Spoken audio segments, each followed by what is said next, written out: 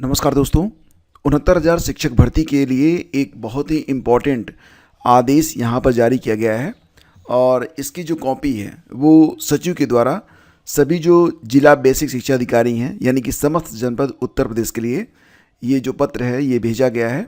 और इसमें ये कहा गया है, आप पूरा जो पत्र है इसको आप हमारे टेलीग्राम चैनल पर आकर पढ़ भी सकते हैं। तो इसका सार संक्षेप ये है कि माननीय हाई कोर्ट ने माननीय सुप्रीम कोर्ट के आदेशों को ध्यान में रखते हुए यहाँ पर कई सारी याचिकाएं जो कि डाली गई थी और ये जो याचिकाएं थी वो इस संदर्भ में थी कि योग्यता धारित करने की लास्ट डेट क्या होनी चाहिए। ठीक है, तो योग्यता धारित करने की लास्ट डेट के लिए कई सारी याचिकाएं यहाँ पर डाली गई थी माननीय हाई कोर्ट में, और सुप्रीम कोर्ट में भी कुछ याचिकाओं को ध्यान में रखते हुए माननीय हाई कोर्ट के द्वारा ये आदेश जारी किया गया है। और ये सारा आदेश जो आया था, सारी चीज़ें यहाँ पर लाइन बाय लाइन मेंशन की गई हैं ताकि अभ्यर्थी अगर चाहें तो पढ़ सकें कि किस याचिका में क्या आदेश आया था। और इसके बाद इसको निष्कर्षित किया गया है, इसको जो है सार संक्षेप में नीचे लिख दिया गया है।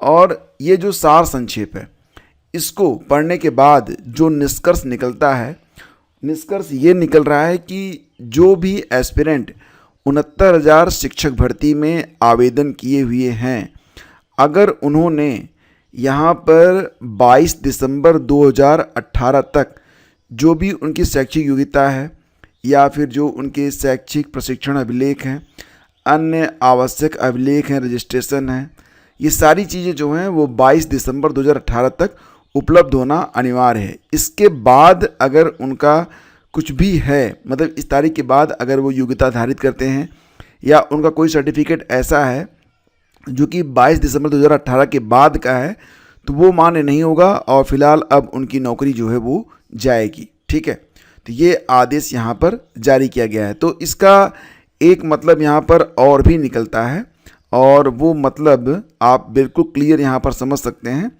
देखो, सबसे बड़ी बात ये है कि उस समय बहुत सारे लोग जो कि मतलब उस समय क्या था कि बैक जिन लोगों का लग गया था, ठीक है, तो बैक लगने के बावजूद नौकरी कर रहे जो अभ्यर्थी थे उनकी सेवा समाप्ति कर दी जाएगी। ठीक है, अब विभाग से ये आदेश भी जारी हो चुका है।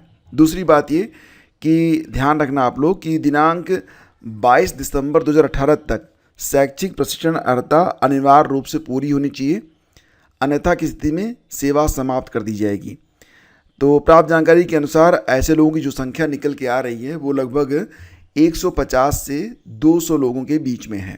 ठीक है, तो ये एक बहुत ही इम्पॉर्टेंट है जो ये पत्र जारी हुआ है, क्योंकि अभी भी 69,000 को लेकर मामला जो है वो कोर्ट में चल रहा है। और आपने देखा था कि हाई कोर्ट की ओर से एक आदेश ये भी आया था कि फ़िलहाल पूरी लिस्ट फिर से बनाई जाए, और इसके लिए जो मामला है फ़िलहाल अभी सुप्रीम कोर्ट में है। सुप्रीम कोर्ट से अभी तक हियरिंग हो नहीं पाई है, लेकिन ऐसी स्थितियों में ये जो काम हो रहा है इससे कुछ न कुछ इसका अर्थ ज़रूर निकलता है। ठीक है, तो जो लोग भी तय तारीख यानी कि 22 दिसंबर 2018 तक शैक्षिक योग्यता या फिर उनका जो प्रशिक्षण है या फिर कोई भी डॉक्यूमेंट उनका जो कि 22 दिसंबर 2018 तक कंप्लीट नहीं है, उनकी नौकरी जानी अब यहाँ पर तय है। ठीक है, इसके बाद एक नोटिस जारी की गई है यूपी SSSC के द्वारा, और ये नोटिस 19 मई को जारी हुई, जैसा कि आप देख पा रहे हैं। ये जो नोटिस है विज्ञापन संख्या 7 परीक्षा 2024 के बारे में है, प्राविधिक सहायक ग्रुप C मुख्य परीक्षा के। तो फिलहाल ये जो परीक्षा हो रही है इसकी डेट आ चुकी है। परीक्षा जो है यह 13 जुलाई 2025 रविवार को पूर्वाह्न 10 बजे से लेकर 12 बजे तक ये परीक्षा जो है आयोजित की जाएगी। और जो भी लोग शार्ट लिस्ट हुए हैं, तो शार्ट लिस्ट के बारे में भी यहाँ पर नोटिस लगा दी गई है। जो भी एस्पिरेंट यहाँ पर शार्ट लिस्ट हुए हैं, ये जो विज्ञापित उक्त 3,446 पद थे, इन पर चयन के लिए PET 2023 के स्कोर में जो लोग भी शून्य के ऊपर हैं सभी लोगों को यहाँ पर बुला लिया गया है, जितने भी लोगों ने आवेदन किया हुआ है। तो जो लोग शार्ट लिस्ट हुए हैं वो लोग यूपी SSSC की ऑफिशियल वेबसाइट पर जाकर अपना नाम देख सकते हैं, और शार्ट लिस्ट किए गए जो भी अभ्यर्थी हैं वो अपनी फ़ीस जो है जमा करके जब एडमिट कार्ड उपलब्ध होंगे तो अपना एडमिट कार्ड वो डाउनलोड कर पाएंगे। ठीक है, तो ये एक नोटिस है जो कि UPSSC से आई है। और देखो, एक बहुत ही पुराना मामला है, हालांकि इतना भी पुराना नहीं कि आपको याद ना हो। 2022 प्राध्यापक अर्थशास्त्र स्कूल शिक्षा प्रौद्योगिकी परीक्षा 2022 में पेपर लीक कर प्राध्यापक बनी फरार अभियुक्ता को SOG ने रविवार को गिरफ्तार किया है। उसकी परीक्षा में 20वीं रैंक आई थी।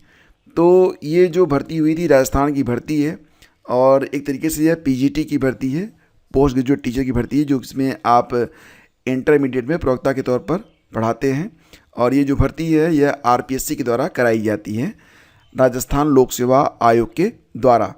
तो फिलहाल जो तस्वीर आप देख रहे हैं, ये तस्वीर जो है कविता लखेरा की है, और फिलहाल कोर्ट में पेश कर इसे 3 दिन का PC रिमांड लिया गया है। SOG के अनुसार 15 और 16 अक्टूबर 2022 को राजस्थान लोक सेवा आयोग अजमेर द्वारा यह परीक्षा आयोजित की गई थी।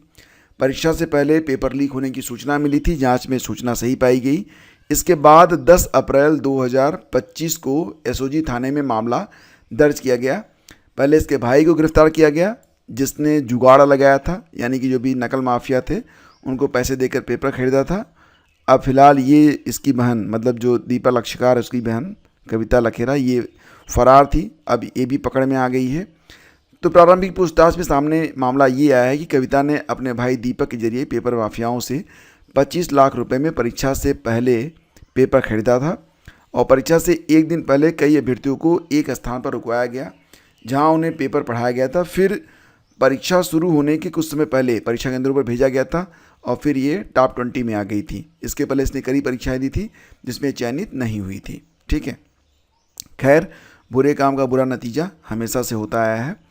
अब यहाँ पर देखो, बिहार सरकार की ओर से भी एक इम्पॉर्टेंट नोटिस जारी की गई है, और ये प्रेस नोट ये बताता है कि जो भी आरक्षण से संबंधित, चाहे वो वर्टिकल हो चाहे वो हॉरिजेंटल हो, जैसे कि महिलाओं के लिए जो उम्र सीमा में छूट होती है आपको पता ही है, और जैसा कि CTET में भी आपने देखा था कि CTET में पहले तो ये हुआ था जब BPSC TRE 1 की परीक्षा हुई थी, उसमें लिखा गया था कि सामान्य वर्ग की जो महिलाएं हैं वो 82 नंबर पर जो है वो आवेदन कर पाएंगी।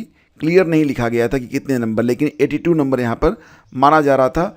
बाद में पटना हाई कोर्ट ने कहा था कि 82 नंबर पर सिर्फ जो बिहार की जनरल महिलाएं हैं या अन्य महिलाएं हैं उन्हीं को पास माना जाएगा। अगर उत्तर प्रदेश की महिला है या अदर स्टेट की कोई भी महिला अभ्यर्थी है तो उसके जो पासिंग मार्क होगा वो 90 होगा। अब फिलहाल ये बात यहाँ पर नोटिस के द्वारा बिल्कुल क्लियर कर दी गई है कि जो भी आरक्षण का लाभ दिया जाएगा, चाहे दिव्यांग हों और चाहे वो महिला अभ्यर्थी हों, तो आरक्षण का लाभ केवल बिहार के जो मूल निवासी हैं उन्हीं को मिलेगा। अदर स्टेट की अगर महिला है, वो सामान्य वर्ग की महिला है, तो भी जैसे कि अगर हम बात करें यहाँ पर बिहार STT के बारे में, तो बिहार STT में अगर पुरुष अभ्यर्थी है सामान्य वर्ग का, अनारक्षित वर्ग का, तो उसकी जो उम्र सीमा है वो 37 है। लेकिन अगर सामान्य वर्ग की महिला है, वो बिहार की है, तो उसकी उम्र सीमा होगी 40 साल। ठीक है, लेकिन अगर सामान्य वर्ग की महिला उत्तर प्रदेश की है या फिर मध्य प्रदेश की है या फिर उत्तराखंड की, दिल्ली की है, तो उसके लिए जो उम्र सीमा होगी वो 37 साल ही रहने वाली है। ठीक है, तो अदर स्टेट की जो महिलाएं हैं उनको सामान्य पुरुष के लिए जो नियम बनाए गए हैं उसी नियम को फॉलो किया जाएगा।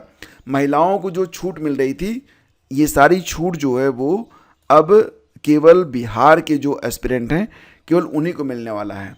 तो जैसा कि आप जानते हैं कि BPSC TRE 4 से पहले बिहार जो STT की परीक्षा है ये आयोजित की जाएगी।